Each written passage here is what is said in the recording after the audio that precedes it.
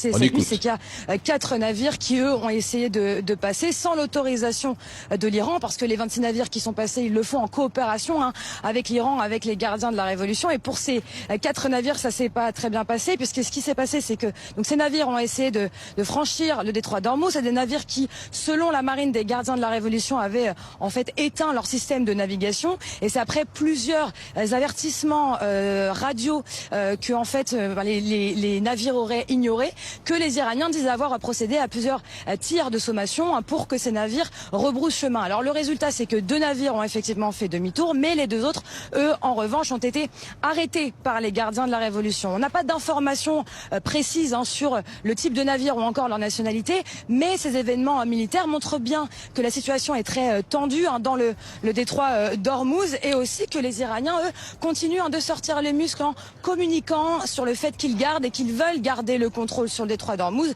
Et voilà, ils disaient encore tout à l'heure, ils ont annoncé donc que 26 navires, je le disais en début de papier, sont donc passés sous leurs conditions ces dernières 24 heures dans le détroit.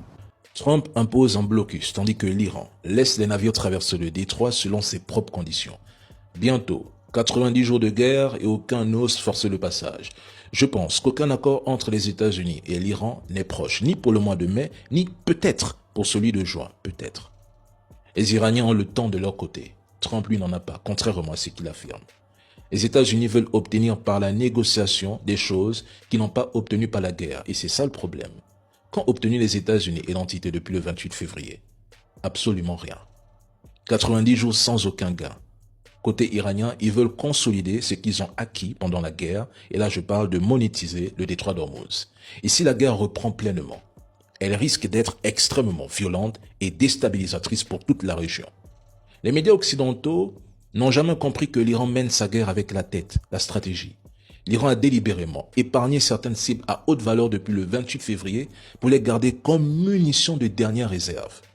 Et toute personne ayant un qui à 3 chiffres comprend que l'entité et les États-Unis ont commis une erreur colossale lorsqu'ils ont déclenché la guerre. C'est pour cette raison que dès le 28 février, je disais dans ma vidéo que cette opération américaine était un échec. Les Iraniens ont démontré au monde qu'ils pouvaient encaisser un coup et qu'ils pouvaient réagir en conséquence. Vous savez, il y a 10 ans, l'accord sur le nucléaire iranien signé sous Obama était globalement respecté par l'Iran, contrairement à la version de Trump qui le présentait comme une menace pour la sécurité de l'entité dans la région. C'était un accord jugé efficace.